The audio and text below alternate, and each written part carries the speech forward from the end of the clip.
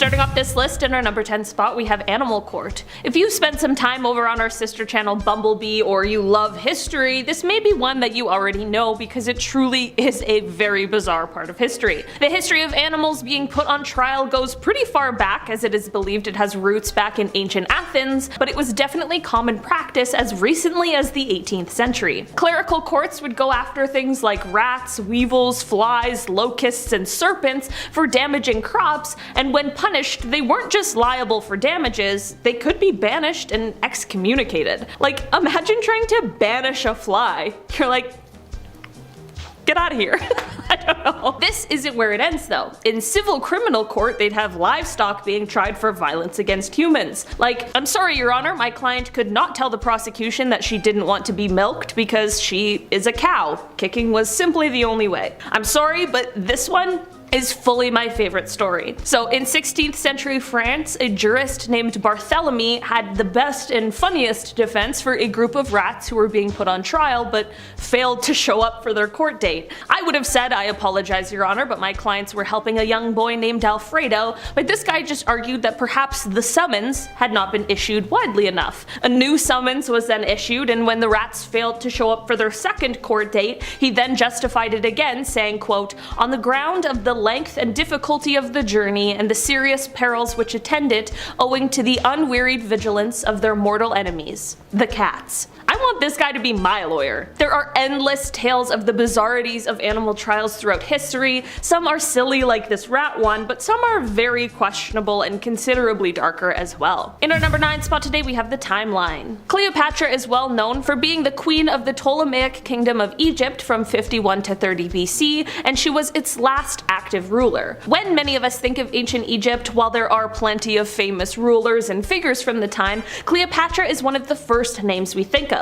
Another thing we think of when we think of ancient Egypt are the pyramids of Giza, which were royal tombs that were built for 3 different pharaohs, the oldest of the 3 being the one built for Khufu. It is estimated that this one took about 27 years to build, and it was made in the 26th century BC. So these pyramids were made, according to historians, somewhere between 2550 and 2490 BC, and then about 2421 years later, Cleopatra was born. Then, when she was 39 years old in 30 BC, she passed away. You might be wondering where I'm going with this, but I promise there's a point. Flash forward from then, about 2037 years later, and now we're at 2007, which is the year that the first iPhone was released. What I'm getting at is that there is more time between the pyramids of Giza being built and the life of Cleopatra than there is from the life of Cleopatra to the first iPhone. That's truly one of the most insane things I've ever heard. It really warps our perception of time, but it also just shows how quickly we and technology have evolved. In our number 8 spot today, we have cats. Okay, I've talked about this story once before, but I had to bring it back because it actually makes me laugh so hard and I can't believe it's real. So in the book The Epidemics of the Middle Ages, which was written by J.F. Hecker in 1844, there was a very strange case of mass hysteria that broke out among nuns in a French convent.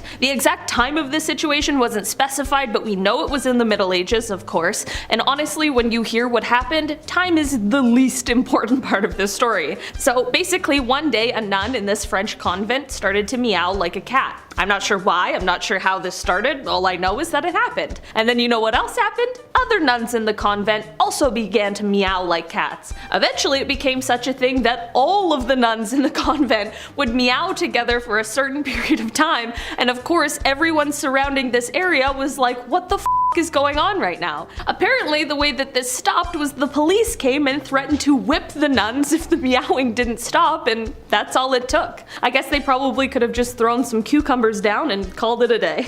In our number 7 spot today, we have Jurassic Park. When we think of the times of dinosaurs, we tend to think of them all roaming the planet at one time, but that's certainly not the case. Dinosaur communities were not only spread apart by geography, but also by time, and the age of dinosaurs lasted for so long that it includes 3 separate geologic time periods. That is exactly how it is possible for this bizarre fact to be true, and that is the fact that there is more time separating the Tyrannosaurus rex from the Stegosaurus than there is separating the Tyrannosaurus Tyrannosaurus rex from humans. Stegosaurus, you know, those herbivores with the plates on their back and the spikes on their tail, yeah, they roamed Earth about 150 million years ago during the Jurassic period of the age of dinosaurs. Then it is said that the T-Rex first appeared about 80 million years after the Stegosaurus had been extinct, and that was about 67 million years ago from now. This means that while 80 million years separated those two, there's only 67 million years that separate us from the giant T-Rex. It's still a long time, but it's just very mind-boggling information as well. In our number 6 spot today, we have Project X. All the way back about 500 years ago, for 2.5 weeks in June of 1520, both England's Henry VIII and France's Francis I, two of the greatest monarchs in Renaissance Europe, yeah, they threw a joint birthday party that lasted 18 days and cost about $19 million by today's standards. Not only was this a chance for them to celebrate their friendship, but it was also a chance for them to try and outdo or one-up one another. So for this huge bash, about 12,000 people showed up and gathered in the fields of the northern tip of what is now France. All tents, costumes, and decorations were gold embellished, guests were fed 29,000 fish, 98,000 eggs, 6,475 birds, 2,200 sheep, and 216,000 gallons of wine, of course, and apparently they also served swans and dolphins. I have no idea how they know this, but I guess someone must have kept quite a detailed journal about this party, but also, could you blame them? There were jousts, wrestling matches, and other quote tests of athletic prowess that were all performed in elaborate masks. The two kings both wanted to outdo each other, but there were clear rules that they could not compete against each other during the celebrations because, well, ego. That fragile little thing. In the end, the party seemed to be a huge success, and everyone's just been trying to outdo them since. Speaking of the pyramids, let's talk about woolly mammoths. Now I know what you're thinking out there, what do these things have to do with each other? Well, there were still woolly mammoths roaming around Earth while the pyramids were being built. That's how old the pyramids really are, which is why they're often regarded as one of the most incredible wonders of the world. I mean, no wonder some folks think there's just no way human beings constructed them on their own without some sort of outside assistance from some advanced alien species or something.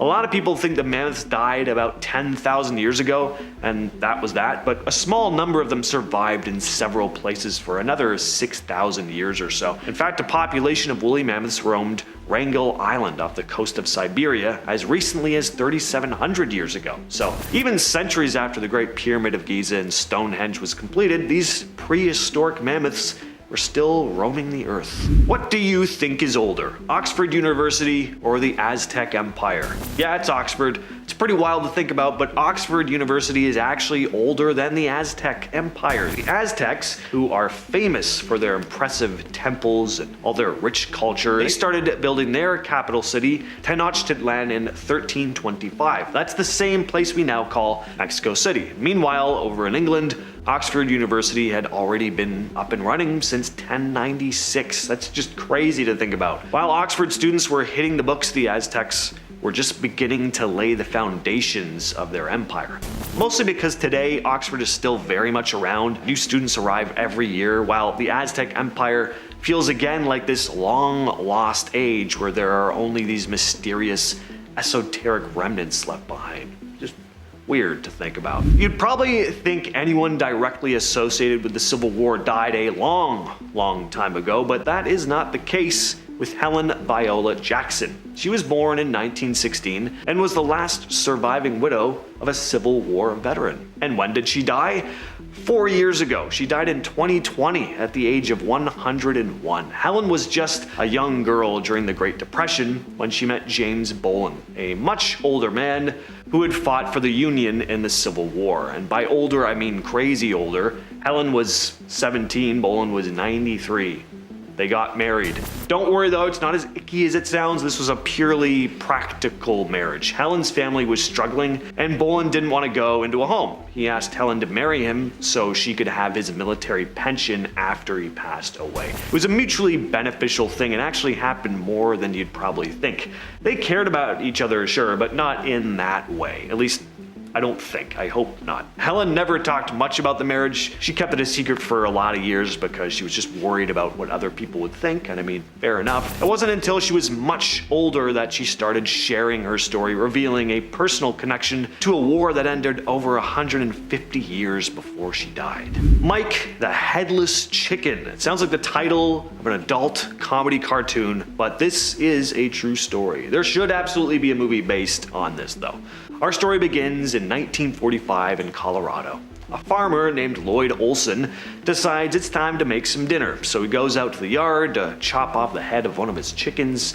Lloyd brings the axe down on a 5.5-month-old rooster named Mike, but instead of dropping dead like a normal chicken when its head is lobbed off, Mike just shakes it off and struts around like nothing happened. Lloyd's standing there probably thinking he's lost his mind, but Mike is just wandering around, bumping into things, of course, but mostly acting like a regular chicken. Turns out Lloyd had done some sloppy work and had missed the jugular vein, leaving one ear and most of Mike's brain stem intact. Instead of finishing the job though, Lloyd saw a golden opportunity. You see, there's a valuable lesson in this story, folks. Sometimes your biggest success can come from one simple mistake, like not chopping off a head properly in this instance. Lloyd starts feeding and watering Mike directly into his esophagus with a dropper, and Mike just kept on living day after day, week after week, and then word gets around, and soon enough Mike is a national sensation. Newspapers dub him Mike the Headless Chicken, and he goes on tour, making Lloyd a tidy little profit, and people pay good money to see the Headless Wonder. And Mike even lands a spot in Life magazine. He was living the high life. Mike became a legend in just 18 months, but sadly, the parties, the late nights, the fame, it was too much to handle, and he eventually choked on a kernel of corn. Finally, we have a very weird story from ancient Greece. Sounds more like something from an early 2000s gross-out comedy rather than an actual story from history. The 6th century BC philosopher Heraclitus was a major influence on philosophers like Plato and Aristotle. Unfortunately for Heraclitus though, his legacy will always be stained by his bizarre and rather revolting death. That's putting it very lightly. He suffered from, at the time, what was called dropsy, where fluid accumulates in the body. And Heraclitus tried to get help from physicians at first, but he wasn't really convinced of their conventional treatments. So instead he covered himself in cow dung, which, I mean, that's an alternative. That's one way of going about it. His idea was that the heat generated from the dung would somehow help evaporate all the excess fluid in his body, but of course this did not work. There's some debate as to whether he just died of his condition, covered in excrement, or if things got even worse. Some versions of the story go that he met an even more grisly fate, becoming trapped in the dung, either because it dried up or because it acted a bit like quicksand, and when he tried to call out for help, a gang of rabid dogs rushed over and devoured him, which would not have been a very tasty meal. Number 10. Violet Jessup survived 3 sinking ships. Violet Jessup had some horrible luck, or great luck, however you want to look at it. In 1911, she began working as a stewardess on the White Star Line RMS Olympic. Violet was on board September 20th, 1911 when Olympic left from Southampton and collided with the British warship HMS Hawke. Despite damage, the ship was able to make it back to port without sinking. She continued to work on Olympic until April 1912 when she was transferred to its sister ship, the Titanic. Violet boarded the RMS Titanic as a stewardess on April 10th, 1912. 4 days later, on April 14th, it struck an iceberg in the North Atlantic and sank about 2 hours and 40 minutes after the collision. She was later ordered into Lifeboat 16, and as the boat was being lowered, one of Titanic's officers gave her a baby to look after. The next morning, Violet and the rest of the survivors were rescued by the RMS Carpathia and taken to New York City on April 18th. Then, in the First World War, Violet was a stewardess for the British Red Cross. On the morning of November 21st, 1916, she was aboard the HMHS Britannic, the younger sister ship of Olympic and Titanic that had been converted into a hospital ship when it sank in the Aegean Sea after an unexplained explosion. Britannic sank within 55 minutes, ending the lives of 30 of the 1,066 people on board. Now, it's just incredible that she survived all 3 incidents without getting injured, and I can't believe that after that first sinking, she would go on a boat again, because I know I wouldn't. Number 9. Carbon dioxide went down due to so many deaths. Genghis Khan was the founder and first Khagan of the Mongol Empire, which later became the largest adjoining land empire in history. Having spent the majority of his life uniting the Mongol tribes, he launched a series of military campaigns which conquered large parts of China and Central Asia. In the 13th century, he ended the lives of so many peasants that the carbon dioxide levels in the atmosphere were significantly reduced as a result. During his 21-year reign, his destructive armies were responsible for the deaths of up to 40 million people. With so many people gone and nobody left to farm the lands owned by the peasants, nature went back to its true form and grew back into carbon-absorbing forests. It's estimated that 700 million tons of carbon were wiped from the atmosphere, which, to put in perspective, is around the same amount of carbon dioxide generated in a year through global gasoline consumption. That is just crazy.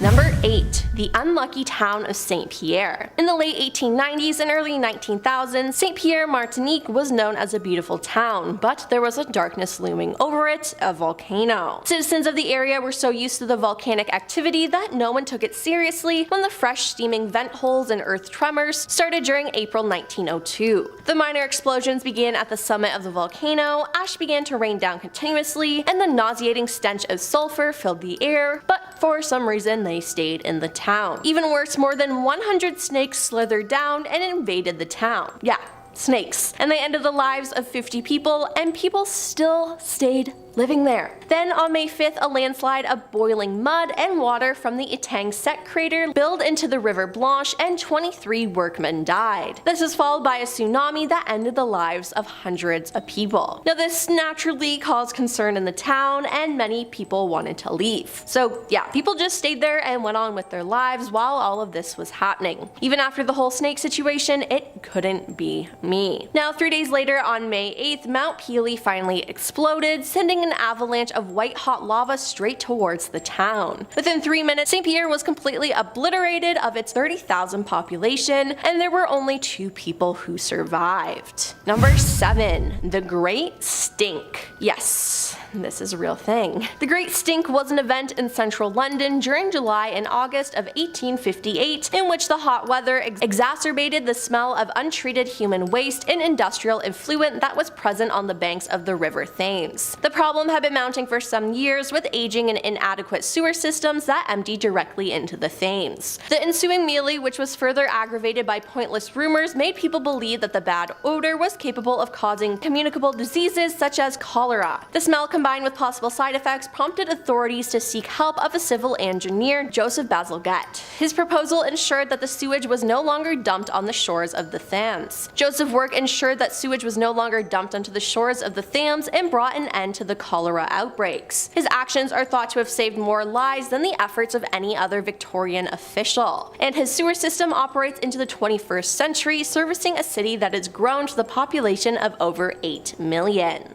Number 6. World War I Christmas Truce. During Christmas of 1914, a truce was held between Germany and the UK. They decorated their shelters, exchanged gifts across no man's land, and played a game of football between the soldiers. The event, dubbed as the Christmas Truce, was considered to be a series of unofficial ceasefires during World War I in 1914. The event was celebrated as a peace offering on the Western Front. The idea for the temporary hiatus was put forth by Pope Benedict XV on December 7th, 1914.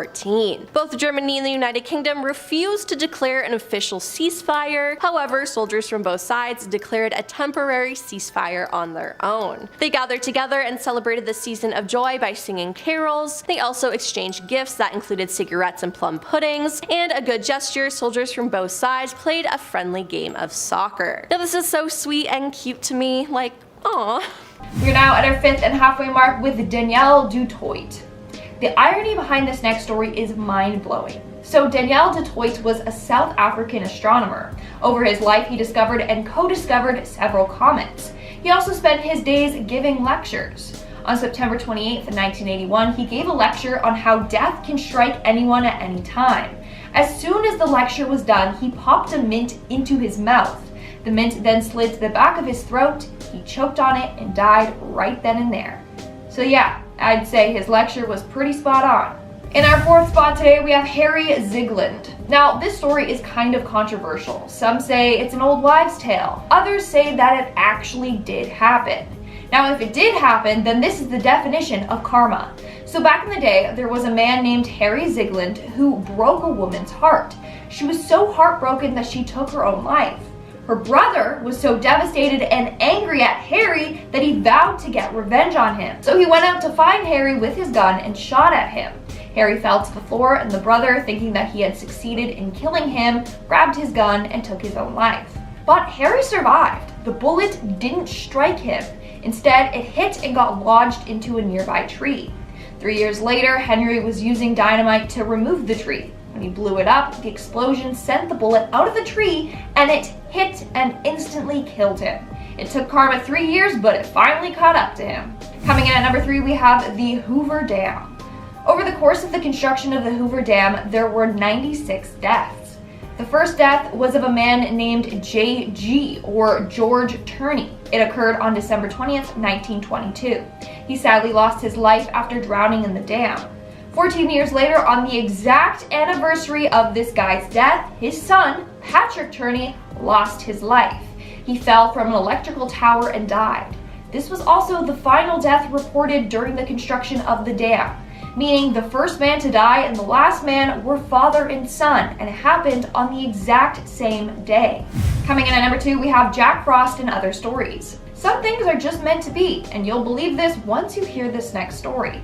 Children's book author Anne Parrish was with her husband in Paris when they stopped by an antique bookshop from the 1920s.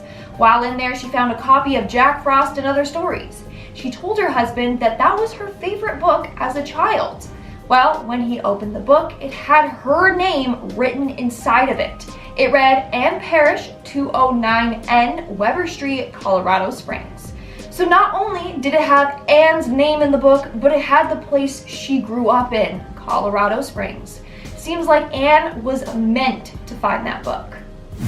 And in our number 1 spot today, we have the 2 presidents. It turns out that Abraham Lincoln and John F. Kennedy share a lot of eerie coincidences. Besides the fact that they both were American presidents, they both were killed by a gunshot wound to the back of the head. They both passed away on a Friday. They both died before a celebration. Kennedy was assassinated on the eve of Thanksgiving. Lincoln died right before Easter. And each were accompanied by their wife and another couple when they were killed. But that's not all. They both had best friends named Billy Graham. Both Billys had 4 children, and they both had secretaries named after the other president. Kennedy's secretary was Miss Lincoln. Lincoln's secretary was John. But wait, there's even more. Both of their successors were vice presidents called Johnson. The freakiest coincidence, Lincoln was shot in Ford's theater. Kennedy was shot in a Lincoln made by Ford. Whoa, boom, mic drop. Isn't that insane? I thought so. It blew my mind. Kicking off the list at number 10, the Hoover Dam coincidence. We'll kick this list off on a grim note because why not? The Hoover Dam, okay, this massive accomplishment. Its first victim, sadly, was a man named J.G. Tierney. It was December 20th, 1922, and the official death toll from industrial accidents during the construction of the dam from 1921 to 1935 was sadly around the 200 number. It was a lot of deaths. It was pretty sad. The earliest and latest victims of the construction were both father and son. And if that's not coincidence enough, both of them died on the exact same day. They both passed on December 20th. J.G. Tierney sadly drowned while conducting surveys in the Colorado River, and then 13 years later, Patrick Tierney fell off an intake tower right before construction was complete. Grim start, but stay tuned, we have a lot more. Number 9, legendary musical neighbors. It's weird how similar some of your neighbors are, right? Like growing up, we had 3 Davids on our street. They all loved cutting their lawn at 7 a.m. What a coincidence, right? We all hated them. What a coincidence. Well, the 60s rock icon Jimi Hendrix and the 18th century composer George Friedrich Handel, they were both neighbors. A couple hundred years apart, but they were both neighbors indeed. They lived in 23 Brook Street and 25 Brook Street in London. What are the odds, right? Had George had been born 200 years later, we would have gotten the greatest collab of all time. Yeah, if you're local, of course you'll know there's a site there now. It's a famous landmark, but in terms of coincidences, there's music in the air on Brook Street. Something's going on. Kind of want to walk by and see them better playing the flute. Maybe I can play the flute on that block, who knows. Number 8, same taxi, different tragedy. Okay, here's a dark one, buckle up folks, pun intended. Back in 1975, a man was sadly hit by a taxi in Bermuda. Now he of course sadly did not make it, all the while a passenger in the taxi witnessed the entire horrible event. Now that's life-changing in itself, that's trauma, right? A year later though, the same driver was driving the same passenger when all of a sudden, the taxi hits another civilian. That civilian just happened to be the initial victim's brother. Horrible. This is some Final Destination stuff. I don't like it at all. Like this, what are the odds here, really? Let's move on to something a bit nicer, a bit. Number 7, same day, different vows. Okay, brightening up the mood a little bit, bringing us all back to happy land. CBC News reported this one. It's a little nicer of an ending. Fred and Lynette Dubendorf, husband and wife, they were taking a stroll down the beach with their dog, living up the life, right? The classic. When they noticed a message in a bottle had washed up on the shore. Now personally, I wouldn't be too excited, right? I'd be a little concerned. I've seen Castaway, you know? This message could go one of two ways. I have no idea. Like what's gonna be in here, right? Like help, 1876, you're like, oh no. But they opened it and inside they found wedding vows from another couple, Melody Kloska and Matt Bears. They had recently got married on a beach in Lake Michigan and word spread rather quickly. Thing is, their wedding date was the same as the couple who found the message. That was the bizarre coincidence here. So they took it as a sign that both pairs were meant to be and they sent a surprising letter to the lost couple's address. It's kind of nice, but it's also kind of creepy, you know? It'd be creepy on one hand. Hey, I found that message in a bottle.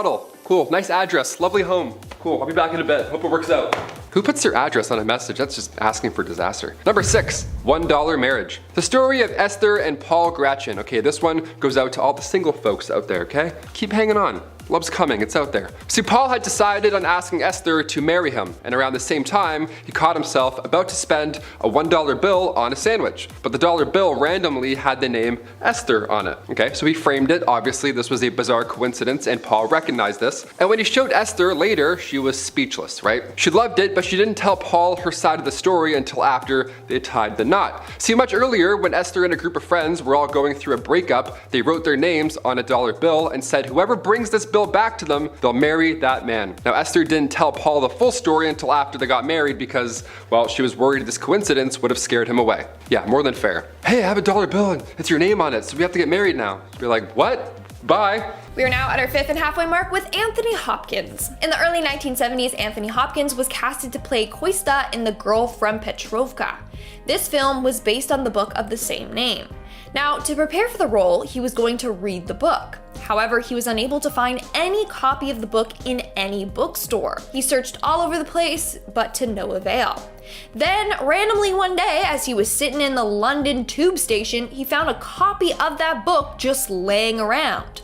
Not only that, but when he opened the book, he found that it was signed by its author.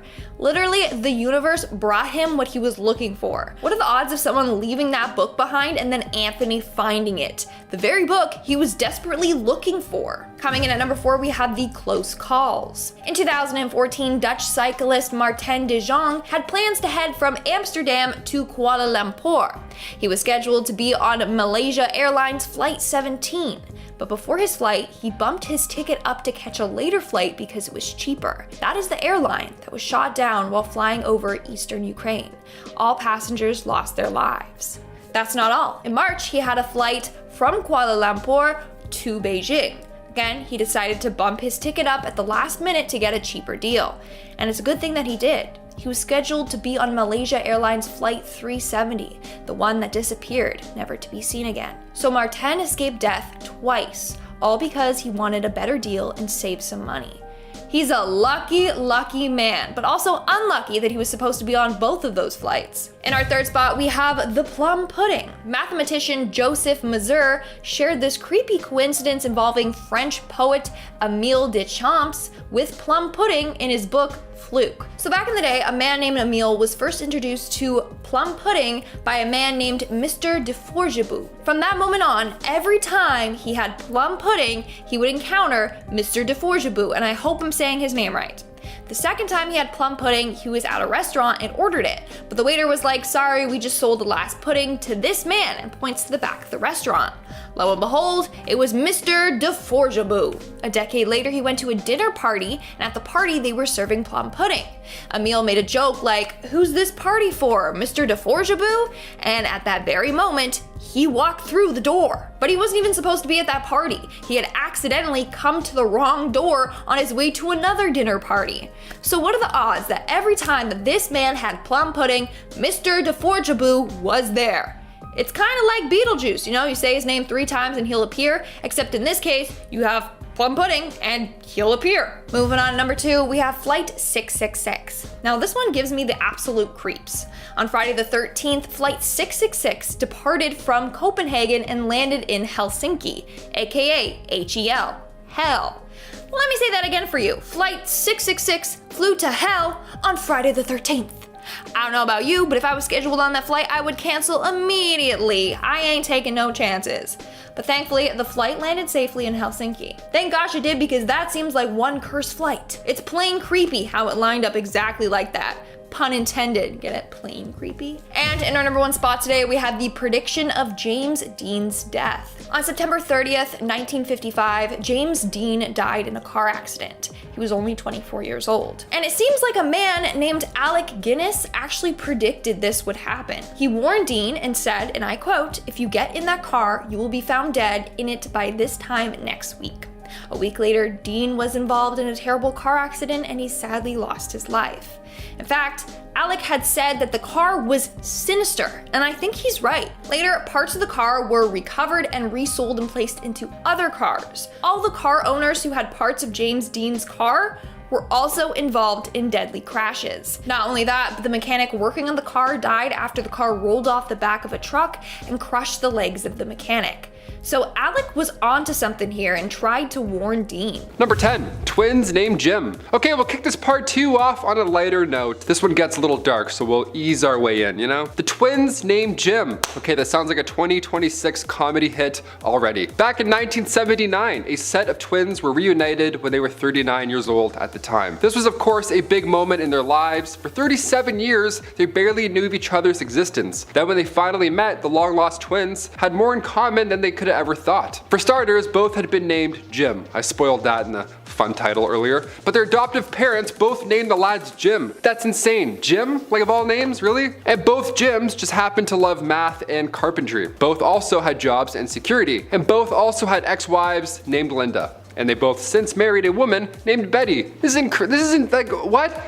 Imagine meeting another you, and he's like, oh yeah, I also love knitting and Autobots. What are the odds? No, that's too eerie. You're an alien clone. Something's afoot here. Get out of here. Not just meeting a long lost twin at 40. No way. Number 9, Stephen Hawking. Time is relative and fascinating and all that confusing stuff. There's so many components of our universe that we still don't even understand. James Webb is out here making people turn to atheists all of a sudden. The universe is bigger than we all think, yet somehow it still gives us these once-in-a-lifetime coincidences. Or as I say, coincidence. Stephen Hawking's death occurred on Einstein's 139th birthday, which is also Galileo's 300th death day, and also Pi Day. This was March 14th. My dad has the same birthday as Daniel Radcliffe, and they're both wizards, so I don't know. Just saying. These birthday coincidences are getting out of hand. Coincidences. There it is, he's got it. Number 8, atomic survivor. On August 6th and 9th, 1945, the United States detonated 2 nuclear explosives over the Japanese cities of Hiroshima and Nagasaki. This, of course, was devastating. The results in this reaction, the blast and the radiation they both caused, took the lives of nearly 90,000 people. It was horrible. But in 2009, the Japanese government confirms that there was at least 1 man who was in each city on both days of the reactions, and he lived to tell the tale. On August 6th, Satomu Yamaguchi was in Hiroshima on a business trip. As I was walking alone, I heard the sound of a plane. Just one, he told a British newspaper. I looked up into the sky and I saw the B-29 and it dropped 2 parachutes. I was looking up into the sky at them and suddenly it was like a flash of magnesium, a great flash in the sky, and I was blown over just like that. And by August 9th, he had returned home to Nagasaki only to experience the trauma for a second time. Despite the double radiation exposure, Yamaguchi lived to be 93 years old, which is incredible. He sadly passed away from stomach cancer. Number 7, Julianne Kopcke. Miss Julianne has a 2-for-1 when it comes to survival stories. I had to include it. Her story starts out on Christmas Eve, a lovely day, 1971, when she was just a teenager and she was on Lanza Flight 508. Now the plane was struck by lightning, which is an actual nightmare situation that I didn't know could happen, and this led to the plane starting to disintegrate midair. It was all bad. In what felt like the blink of an eye for Julianne, she found herself still strapped to her seat 2 miles above the Peruvian rainforest. She was injured, of course, full of bruises, a broken collarbone, but she was alive after she landed. And in fact, she was the only person who had been on the flight that was still alive. Just fell out of a plane and lived to tell. That is crazy. That is bat insane. But it's like you're out of the fire into the frying pan at this point, right? Now you're in the wilderness all alone with no food, just, a little bit of candy, if anything, from the plane. Julianne had found a small stream which she began to wade in downstream. She traveled along it, and the insects in the jungle were eating her alive, and sorry, this next part is gross, but maggots had infected her arm. It was like bad, worse, even worse. Now we're flowing down a river and maggots are eating me.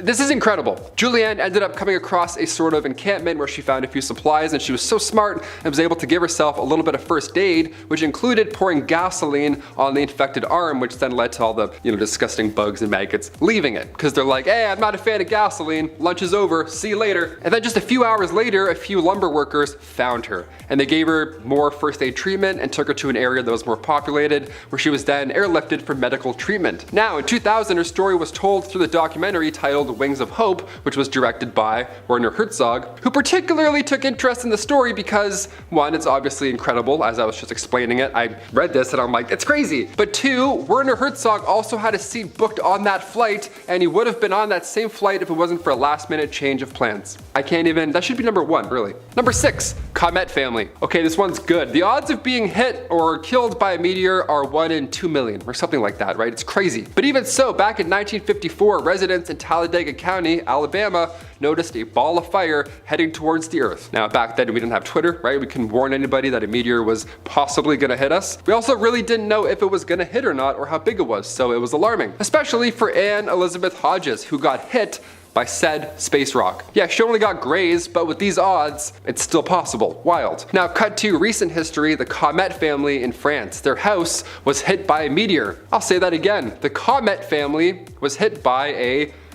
You get it, there we go. As somebody with the last name McWaters, I'm a little worried that I might drown now. I don't know. Last names seem to be a little bit of a tip-off, it seems. We are now at our 5th and halfway mark with the lucky numbers. So this story comes from Yamletf on Reddit. According to them, they were working as a call center operator when they asked the caller for her birthday. The caller said it was April 20th, which was the same birthday as the operator. When the next caller rang in, their birthday was April 27th, which was the same birthday as the operator's brothers. So at this point, the operator was like, okay, what is going on? And then the caller told her that maybe it's a sign and that she should go play the lottery with those dates. And that night, she went to the grocery store, played with those numbers, and ended up winning.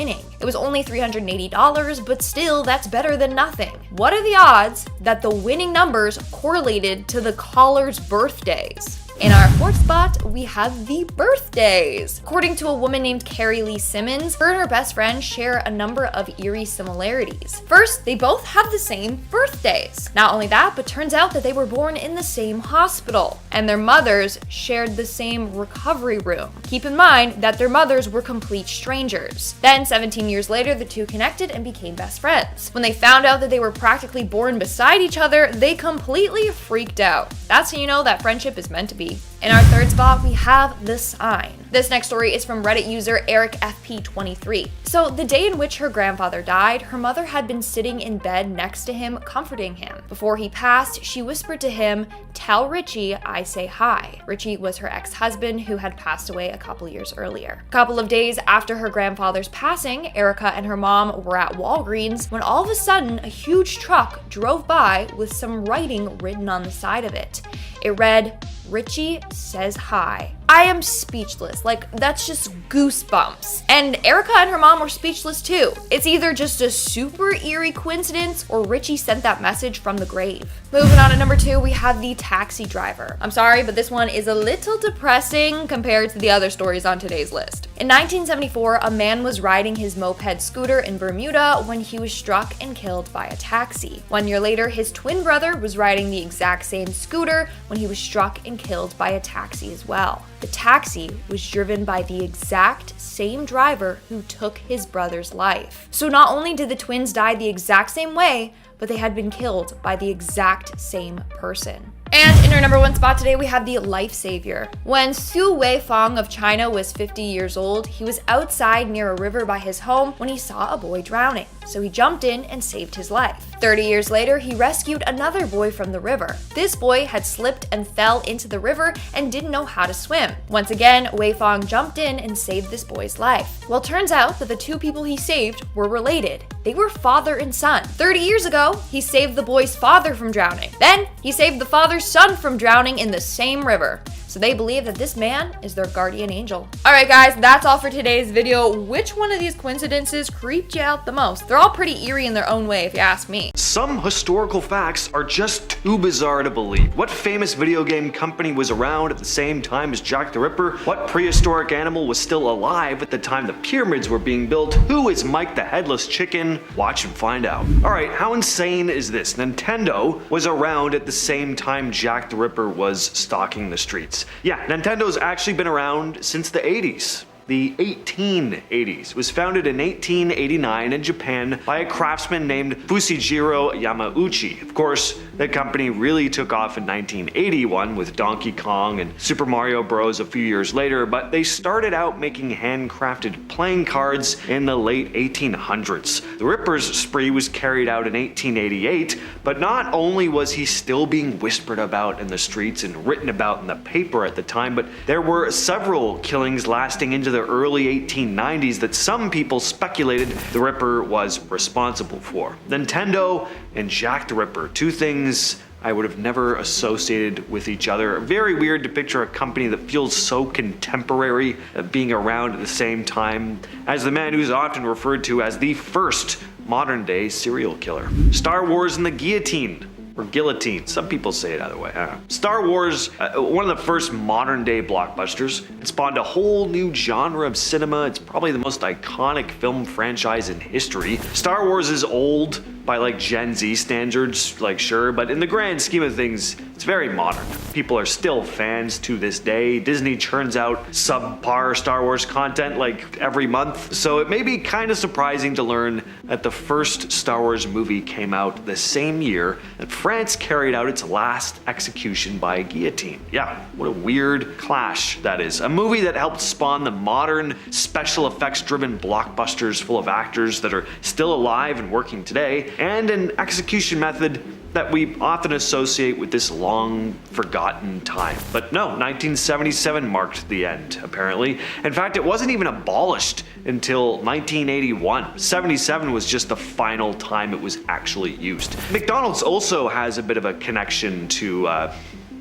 killing people, not because of how deadly the food is, but because the first McD's opened in 1940, just a year after the last public execution by guillotine was carried out in France. Keyword there being public. The one in 1977 wasn't public. How do you think folks in England traveled to check out the last public hanging in the country? By foot? Horse and buggy? Well, maybe, but another method of transportation would have been used.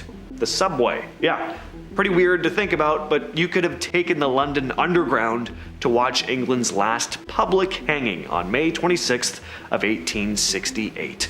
The Underground, which is now used by Londoners on the daily to get around the city, had already been operating for 5 years by then. It first opened in 1863, changing the way people traveled in London. And by 1868, public executions were still a thing, and a huge crowd gathered to watch the hanging of Michael Barrett, an Irish nationalist, outside Newgate Prison. Just imagine hopping on a tube train, which we associate heavily with modern life, to witness something as grim and old-fashioned as a public hanging. Feels like two different worlds colliding a little bit. Today we see the subway as this symbol of progress and everyday convenience, but public hangings, just like the guillotine I mentioned earlier, feels like a more dark, distant part of our history. Just goes to show that there really isn't this clear cutoff between what's old in our history and what's new. There's a lot more overlap than we often think, which, I mean, of course there is.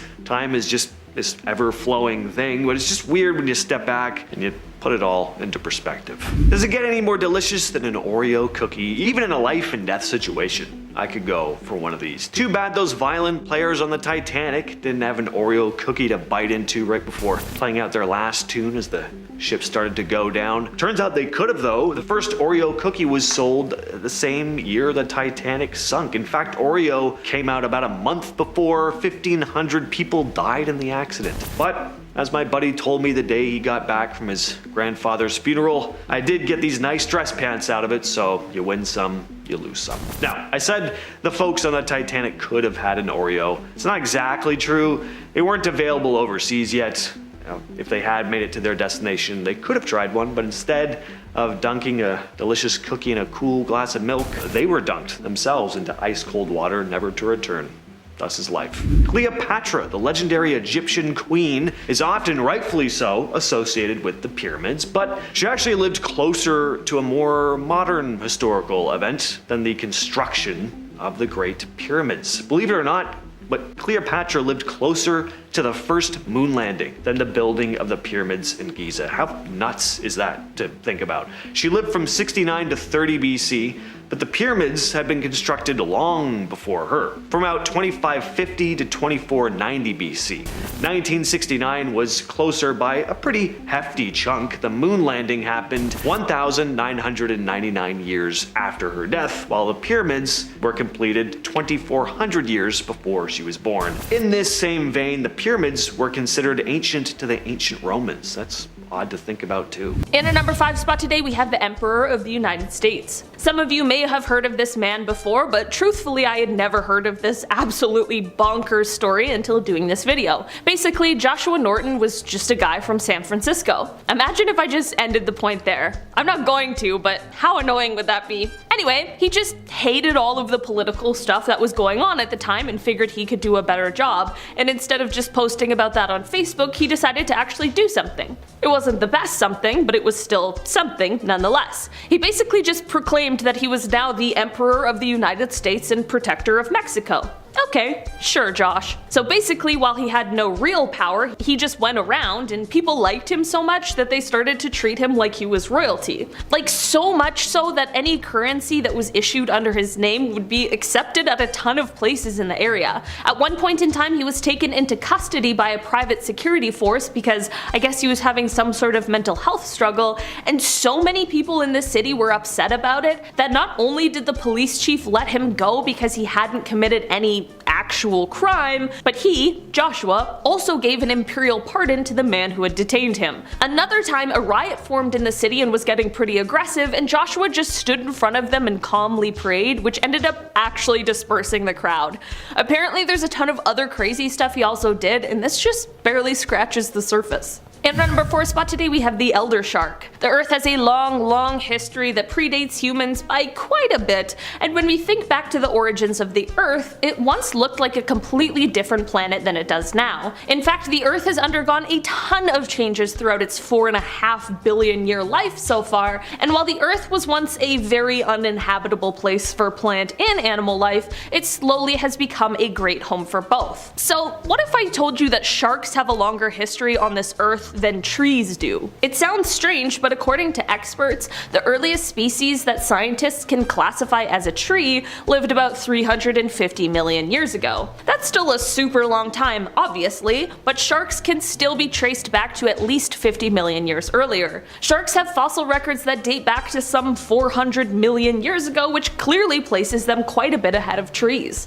It's super weird to think about sharks swimming around while there's no trees, but that likely isn't the strangest scenario scenario our Earth has seen during its rich history. In our number 3 spot today, we have Edgar Allan Poe. Okay, this is a story that actually convinced me that Edgar Allan Poe is a time traveler, and it's because of 2 separate stories he wrote that both turned out to be exceptionally true and real, but not until after they had been written. Firstly, Poe's only complete novel was published in 1838, and it tells the tale of mutiny on a whaling ship lost at sea. The men on the ship realize that they need to resort to extreme measures in order to stay alive, so they begin drawing straws to see who they're going to sacrifice for food. A boy named Richard Parker drew the shortest straw and therefore became the next meal. Okay, so let's fast forward 46 years to 1884, and in real life there are now 4 men who have been set adrift after the sinking of a yacht. These men found themselves in a similar predicament to the novels, and I kid you not, they end up taking the same route and elected to take the life of and then eat a cabin boy. The cabin boy's name?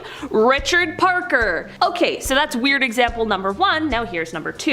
In 1840, Poe penned the gruesome story The Businessman, in which the narrator suffers a traumatic head injury as a child and later a violent life. The weird thing about this story is that he was able to grasp frontal lobe injury so well before it was even able to be greatly studied, as the first time behavioral changes caused by this kind of injury were able to be studied didn't come until 1848. An actual neurologist, Eric Alschuler, wrote, quote, "There's a dozen symptoms and he knows every single one. There's everything in that story. We've hardly learned anything more. It's so exact that it's just weird." It's like he had a time machine. In our number 2 spot today, we have the birthday. When we think of terrible things that happened in our history, sometimes we like to pretend that they happened longer ago than they really did in order to try and distance ourselves from the poor decisions, but that truly does a disservice to everyone involved. It's easy to forget that things like the events that took place during the Second World War were less than 100 years ago, or how the civil rights movement took place during a lot of our parents' and definitely our grandparents' lives. The photos we are shown might be in black and white, but they definitely had color back then. As an example of just how close to some sort of these events we really are, here's a bizarre little known fact. Barbara Walters, Martin Luther King Jr., and Anne Frank were all born in the same year. 1929. That is absolutely insane to think about. The only one of these 3 who is still alive is Barbara, but it's extremely important to note that if not for hatred, prejudice, and injustice, it's likely that perhaps all 3 of these people would still be alive today. This really is just a reminder of how close to those times we really are, and while we certainly have come a long way, there is always more work to be done. In our number 1 spot today, we have the wave. On January 15th, 1919, in Boston, there was a huge, massive storage tank that was filled to the brim with molasses. We're talking about 2.3 million gallons of this stuff sitting in this tank, and on that day the tank broke and sent a 15-foot tall wave of sticky, gooey syrup flowing throughout the city. I panic when I have 1 tablespoon of that stuff because it's so sticky and goopy. I can't imagine the sight of 2.3 million gallons of it coming crashing down. Someone wrote about how the molasses wave hit houses in the area, saying that they, quote, seemed to cringe up as though they were made of pasteboard. While this story sounds silly and wacky, it's actually deadly. Not only did the wave trap and then kill most of the laborers that were nearby, but there were also others in the area who lost their lives as well. In the end, it is estimated that about 150 people were injured in this accident and 21 people lost their lives. On the day of the accident, the molasses was estimated to be moving at about 35 miles per hour. That would genuinely be terrifying. Like, you can't run away from it, you can't escape into a house, there's literally nothing you can do except for try and surf this massive wave of molasses. In the end, after tons of lawsuits, it was decided that the company was to blame for the accidents because their inspections of the tanks weren't thorough enough. There were about 100 settlements made out of court, and the company ended up paying somewhere from $500,000 to $1 million in the end, which is about $16.1 million today. Starting off this countdown, we have Jean-Marie Dubarry. On February 13th, 1746, a French man named Jean-Marie was executed for the murder of his father. Hundreds of years later, on the exact same day, a man named Jean-Marie Dubarry was also sentenced to death. He had also taken the life of his father. So what are the odds that 2 unrelated people with the same name both killed their fathers and then got executed on the same day? Like, that is just way too freaky. In our 9th spot, we have the dollar bill. Now, this is a pretty wholesome one for you all. When a woman named Esther was young, she had written her name on a couple of dollar bills after a bad breakup. She then told herself that she was going to marry the man that brought the bill back to her. Well, years later, she was dating a man named Paul Gratchen. The day he asked Esther to be his girlfriend, they were at a sandwich shop. As he was paying for the meal, he got handed a dollar bill with the name Esther written on it. The bill she wrote years prior. And in the end, they ended up getting married. Now, how wholesome is that? The universe literally gave her what she had manifested. Coming in at number 8, we have the girls with the red balloon. In 2001, a 10-year-old girl named Laura Buxton decided to release a red balloon from her front yard with a message on it. The balloon said, "Please return to Laura Buxton," and it had her address written on it. Well, this balloon traveled 140 miles and ended up landing on the yard of another 10-year-old girl's house. This girl's name was also Laura Buxton. Like, what are the odds? The two Laura Buxtons ended up meeting and they discovered that they had tons of similarities, not just their age and name. For example, they both had a guinea pig, a gray rabbit, and a 3-year-old chocolate lab. They both also looked alike and dressed alike. I'm telling you, this is just way too freaky. Like, what are the odds? I'm gonna be saying that a lot in this video. What are the odds? Moving on to number 7, we have Mark Twain and Halley's Comet. Every 76 years, Halley's Comet is visible to the naked eye as it soars past Earth. Well, American writer Mark Twain was born on one of Halley's Comet's passing in 1835. The next year that the comet was said to pass was in 1910, and Mark Twain predicted that he was going to die that year. He said that he came into the world with the comet and that he was going to leave the world with the comet as well. And Mark Twain was right. Mark Twain passed one day after the comet's closest approach in 1910. So not only did Mark Twain predict his own death, but his birth and death both seamlessly lined up with Halley's Comet. How freaky. In our 6th spot, we have Violet Jessup. Violet Jessup has been named the luckiest woman as well as the unluckiest woman. She also has been given the name Miss Unsinkable, and I'll explain how she got those nicknames in just a second. So Violet was a stewardess and nurse who was on board 3 big sister ships when disaster struck each of them. It started with the HMS Olympic. She was on board the ship when it collided with the HMS Hawk. Then she was on the HMHS Britannic when it struck a mine at sea. And lastly, she was on board the Titanic, and she managed to escape all 3 of these disasters. At this point, she probably was cursed, and after the first accident, she shouldn't have gotten back on any ships ever again. So that's why she's been given the name the luckiest, unluckiest woman to live. She's been lucky to survive all the accidents, but unlucky that they kept happening to her.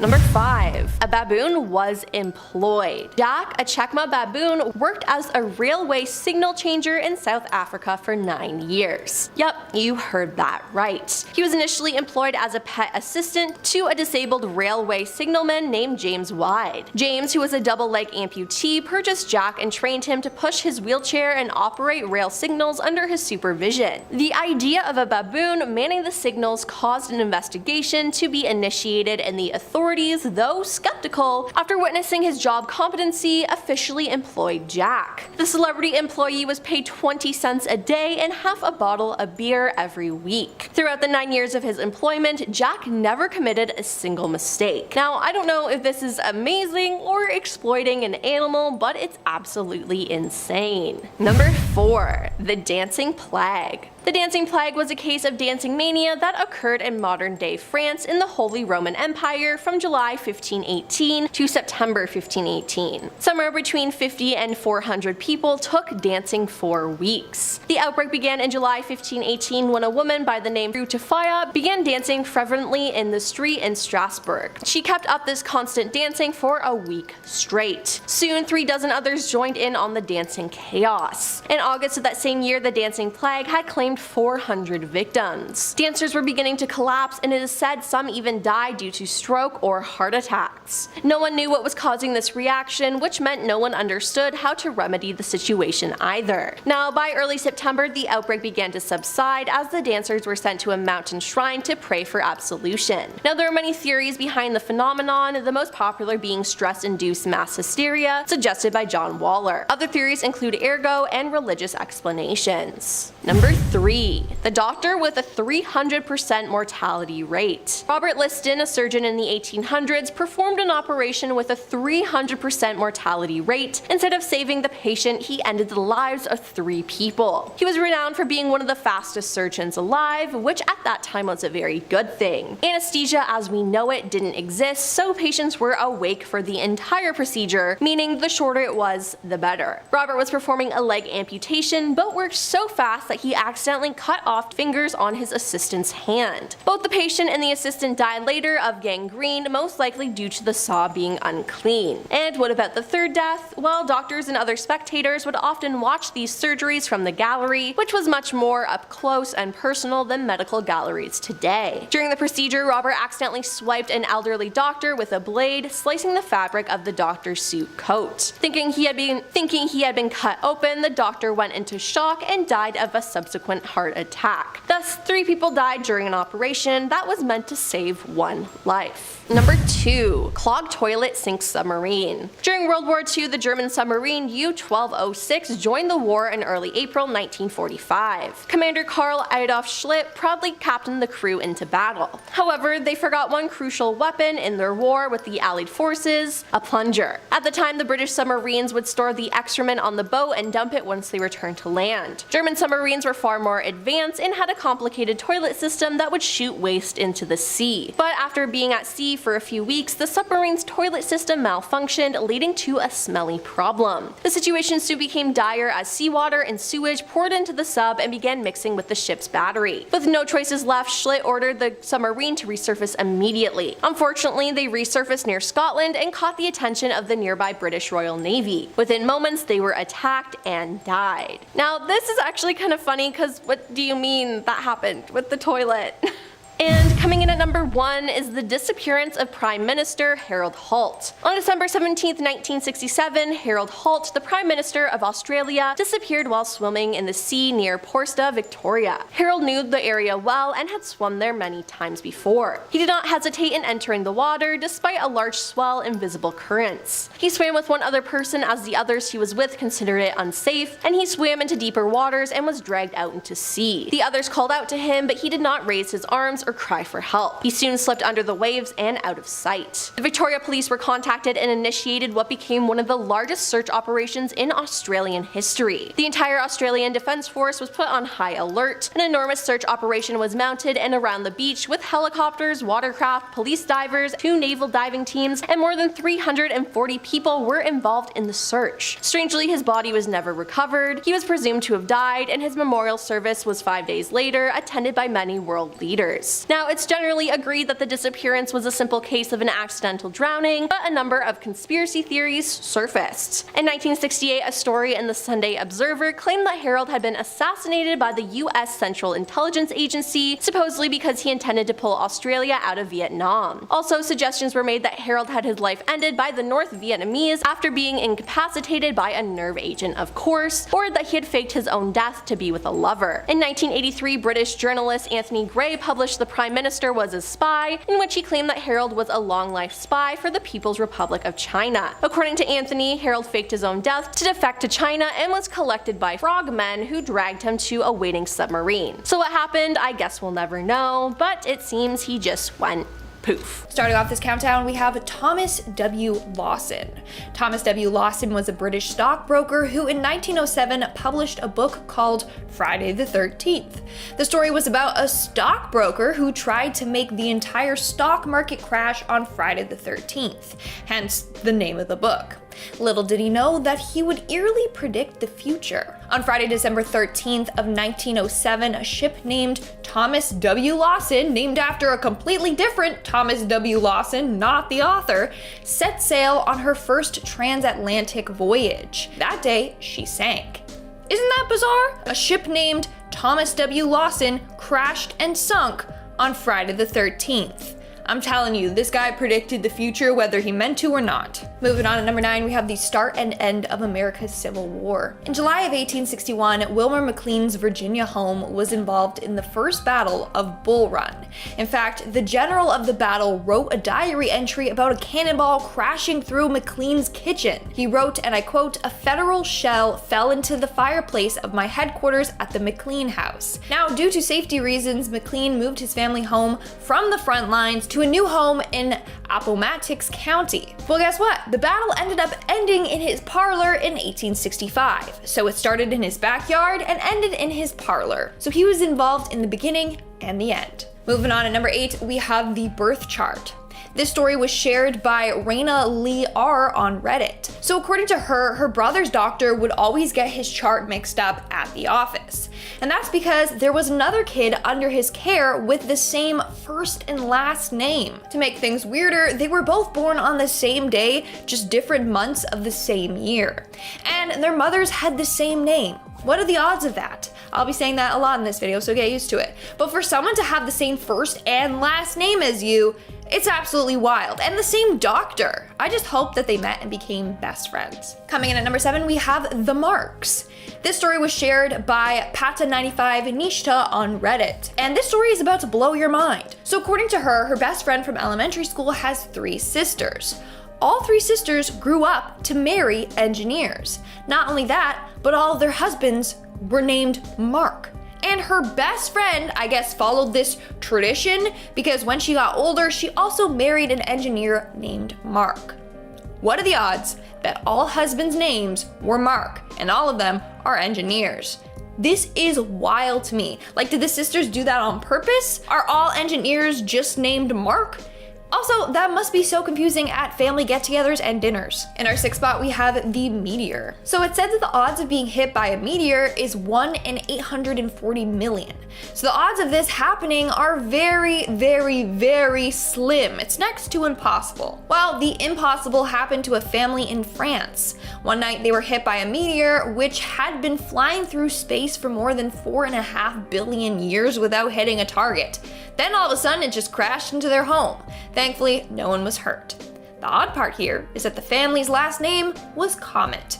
So, out of all families and homes to hit, it hit the family with the name Comet. That is truly bizarre. Number 5, Civil War coincidence. There's another war coincidence in this list, but I saved that for number 1 because it's too good. But this one here is also pretty insane. The Civil War began in 1861 with the first Battle of Bull Run. The Bull Run is a stream that passes through the farm of a 46-year-old Wilmer McLean. Passes through his farm, right? The Bull Run is a stream that passes through the farm of a 46-year-old Wilmer McLean. This property was in Virginia. Now, of course, once the dust settled, the property was destroyed, so McLean left his home with his wife, and for nearly 4 years, the pair were considered safe while the war was otherwise changing history. Then in 1865, the war came to a close when Robert E. Lee surrendered to Ulysses S. Grant at the Appomattox Courthouse, which at the time was literally steps away from McLean's new property. Yeah, he saw the beginning and the end of the Civil War by accident. He saw it front row too. What are the odds? Number 4, George D. Bryson. Back in the 50s, this story was spread all over Kentucky. Back in the 50s in Louisville, a man named George D. Bryson was checking into a hotel room. Now he walked up and asked if there was any mail for him, which on one hand is an excellent bit. I'm gonna do that next time I go to a hotel for sure. Hey, got any mail? Classic, because you're just visiting them one time. There's no way there's gonna be mail. That's the joke, right? Except this time there was. This time the hotel manager said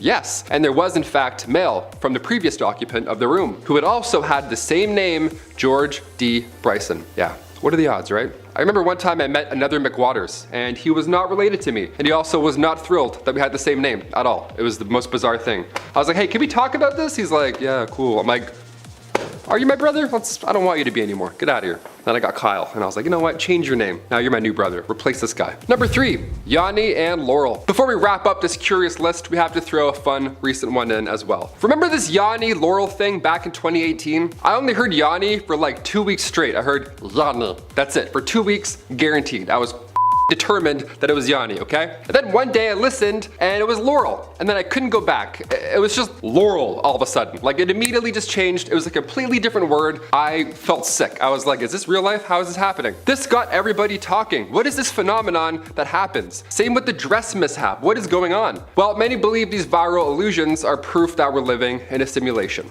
Yeah, these arguments, the dress is blue, no it's white, these situations prove that we perceive reality in our own individual way. Everybody is living an individual perceived reality, so sometimes it doesn't always align. Sometimes we hear what we want to hear. Sometimes we hear Yanny, and then sometimes we hear Laurel, and it's completely different for some reason. I can't go back now, it's the worst. God, I hated this so much. The dress was back in 2015, then Yanny Laurel was 2018. I don't know, we're due for another glitch in the matrix any day now. I come back next week, I have a different first name all of a sudden, you're like, what? Number 2, miss unsinkable. It's one thing to narrowly miss a natural disaster or a massive accident, but to not miss a tragedy 3 times in a row, that sounds like a curse if you ask me. That's for sure a curse. Violet Jessup, this brave soul, survived 3 major ship disasters in history. She was born in 1887 in Argentina, and Jessup contracted tuberculosis at a young age and wasn't expected to live longer than a few months. She beat those odds and lived a healthy, relatively long life, which is shocking considering what I'm about to tell you. Violet, first of all, had a hard time getting hired as a stewardess on a ship because her youth and good looks were feared to distract crew and passengers. Yeah, you're too good looking to work on our ship. Welcome to the 1900s, I guess. Eventually, she got hired in 1910 to work aboard the HMS Olympic. Now, a year later, the Olympic collided with HMS Hawk and the ship barely made it to shore. It was a tragedy. It was a huge disaster. Violet then served as a nurse aboard the Britannic right before World War I. The ship then collided with a German mine and Violet jumped overboard and somehow survived with a fractured skull in the water and swam to safety. Afterwards, Violet worked on the Titanic. And on April 14th, 1912, she escaped another disaster on lifeboat 16. I mean, like, the odds that you survive 3 times in a row is one thing, but to experience 3 of those in a row? Huh. And finally, number 1. World War I soldiers. We have to finish on a grim note because this one is one of the most bizarre, in my opinion. When the First World War ended, the amount of British lives lost were around 1 million souls. The first reported casualty of World War I was a soldier named John Parr. And then after a countless number of lives were lost, the last soldier to die was a man named George Edwin Ellison. Now, both heroes' resting places are both in the St. Symphorian Military Cemetery, and they just happen to be 15 feet apart. And of course, this was not planned, nor were any of the entries on our list. It's just another bizarre coincidence that was discovered after the fact. Starting off this countdown, we have the married couple's parents. This story surrounds a couple named Stephen and Helen Lee. A couple of years ago, the pair got engaged when they learned something very freaky about their families. While going through family photos during their engagement party, they found photos of their parents together. Turns out that Stephen's father and Helen's mom had actually dated and were set to get married in Korea in the 1960s. But their parents' disapproved, so they didn't. Had they not disapproved, the couple would have never been born. Not only that, but what are the odds that they got together after their parents had already gotten together? Kinda awkward if you ask me. Moving on at number 9, we have the church fire. On March 1st of 1950 at 7:25 p.m., a church exploded in Beatrice, Nebraska. At 7:20, a choir practice had begun, except none of the 15 choir members were there. And it's lucky that they weren't, or else they would have perished in the fire. Turns out that all 15 members arrived late due to personal reasons. So they were nowhere near the church when it exploded. What are the odds that all 15 members were running late? This story could have ended in tragedy. Thankfully, it didn't. Moving on to number 8, we have the wedding vows. In 2007, Fred and Lynette Dubendorf were walking along a beach clearing up some litter when they found a message in a bottle. After they opened it, they found it contained the marriage vows of another couple. Upon closer inspection, they found that their marriage dates matched. The couple who created the vows in the bottle were married on August 18th of that year. The Dubendorfs were married August 18th of 1979. Both couples were also married on beaches. The Dubendorfs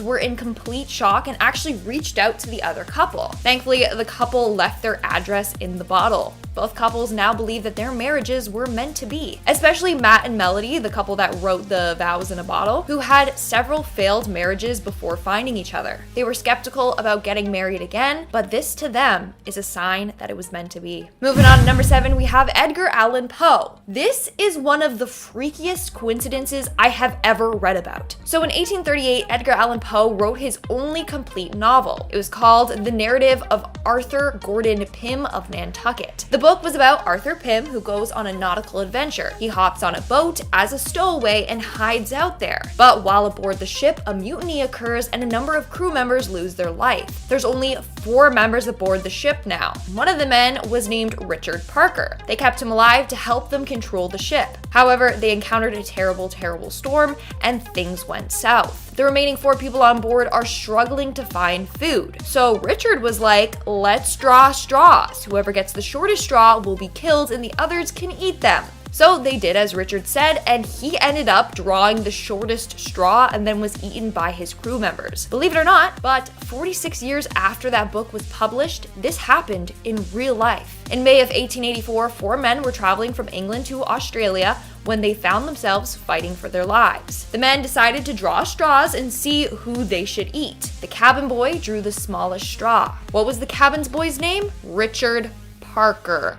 The same name as the guy who got eaten in the book. What are the odds of that? Is Edgar Allan Poe a psychic, or did he write history, or both? Moving on to number 6, we have Redbox. This story comes from Matinee25 on Reddit. A couple of years ago, her and her friend went to Redbox to see if they could rent the movie Tron. For those of you who don't know what Redbox is, basically it's an American video rental company that has these little kiosks you can go to and pick what movie you want, and then you can rent it and you'll get the DVD. So they went there, but they found out that they didn't have Tron. So they were like, okay, screw it, let's just rent another movie. Well, when they opened up the DVD case, turns out that inside was the movie Tron. Someone had put it back in the wrong case. But what are the odds? Because that's the movie that they wanted to see in the first place. Like, out of all the DVDs they could have gotten, they got the one with the switched disc.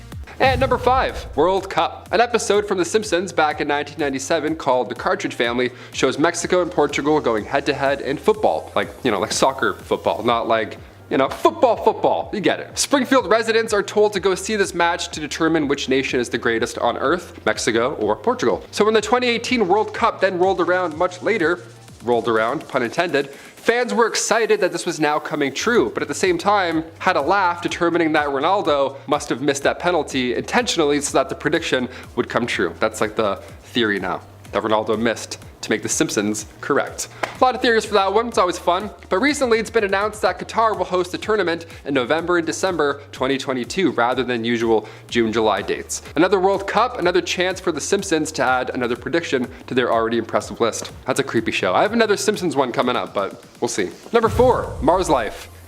We're back. There it is. There's the next Simpson one. That fast. There we go. Let me ask you lovely people a question. If you could go to Mars right now with like 3 of your friends, would you do it? Keep in mind it's really boring, and unless you're an astronaut botanist like Matt Damon, you'll probably have a rough go. But in the future, would you do it? I would. I'd go. I'd go with like 1 person, Force too many, that's too much. Going to Mars might be as simple as going to the mall. Apparently, The Simpsons have an episode where they show a family visit to the big red planet come 2051. But honestly, I feel like we're gonna get there a lot sooner. SpaceX is already planning to send people out there. It's a quick, 9-month trip, so make sure your phone's charged. But it's actually more beneficial for the team to travel during these peak times in the 2030s and in the 2050s. Because during these years, trips to the planet will be shorter and they'll coincide with periods of the solar maximum. So while this one may or may not come true in 2022, well, let me tell you, it's right around the corner. Or maybe in 2050. Who knows? Number 3, Titanic inspection card. This inspection card once belonged to a woman named Marion Meanwell. And you're probably thinking, what could possibly be worrisome or, creepy about an inspection card? Well, it shows how Marion was not intended to be on the Titanic that fateful day, but by some turn of events, she unfortunately found herself as one of the passengers. The card shows that she was originally meant to be traveling on a ship called the Majestic, and for some reason, the trip she originally had planned was delayed, and now she instead was assigned to the ill-fated Titanic. The eerie part is you can see the word Majestic was crossed out on her card, which then shows us the change in plans. If only people were able to see what was about to strike and they could have somehow warned her. That's the creepy thing about these coincidences. Sometimes they're just bad, You could fall out of a plane and have maggots all over you and survive, or you could go from one cursed ship to another. Number 2, Edgar Allan Poe. Okay, this is a story that actually convinced me that Edgar Allan Poe is for real a time traveler, so buckle up, grab a soda. Because 2 separate stories that he wrote both turned out to be exceptionally true and real, but not until after they'd been written. Yeah, it's a good one. Firstly, Poe's only completed novel was published in 1838, and it tells the tale of mutiny on a whaling ship lost at sea. These men on a ship realize that they're doomed and need to resort to extreme measures in order to stay alive. So they begin drawing straws to see who they're going to sacrifice to save food. A boy named Richard Parker drew the shortest straw and therefore became the next meal. Dark, let's move on. Let's fast forward to 46 years now to 1884, and in real life also, I might add. There are now 4 men who have been set adrift after the sinking of a yacht. These men found themselves in a similar predicament to the novels, and I kid you not, they ended up taking the same route and elected to sacrifice a cabin boy. A cabin boy also named Richard Parker. Odd, right? Okay. Cut to 1840, Poe penned the gruesome story The Businessman, in which the narrator suffers a traumatic head injury in his youth, and then later a violent life follows. The weird thing about this story is that Edgar Allan Poe fully understood, or so it seemed, frontal lobe injury. Now this was long before it was ever even studied or looked at, right? This type of study didn't arrive until 1848. An actual neurologist, Eric Altschuler, recently wrote how there's a dozen symptoms and he knew every single one. It's so exact and it's so weird, it's like he had a time machine. End quote. Yeah, it's almost like he had a time machine. Did he? And finally, number 1, Simpsons dome in real life. Yep, this one's gonna hit home. Let's do it. This one's gonna hit dome. That didn't work. For this one, we're looking at the Simpsons movie, which still holds up. That's a fun time. But even over the pandemic, I saw personal domes come to life, right? It was so weird. Restaurants were making these like weird tents on sidewalks just to stay in business. But an even bigger idea came long before this. Back in the 70s, there were talks about putting a dome over Manhattan, this massive dome over Midtown that regulates weather and pollution, all that good stuff. Now, if that had been built, imagine what we would have done with it during the initial breakout during this pandemic. It would have been madness. And then in 2010, later on, the city called Eco City 2020 was planned out. It was supposed to be built in Siberia. It was announced in 2014 officially, this climate controlled, domed city, 4.5 square kilometers, all that good stuff. But since 2016, the project lost the funding. What do you guys think? Should we bring back domes and just, have a little personal bubble everywhere we go? Just lose the umbrella and live in a big glass ball forever over our city? I'd do it, that'd be kind of nice. It'd be like living in a Coca-Cola mist zone your entire life. Just kind of like, ooh, this is nice.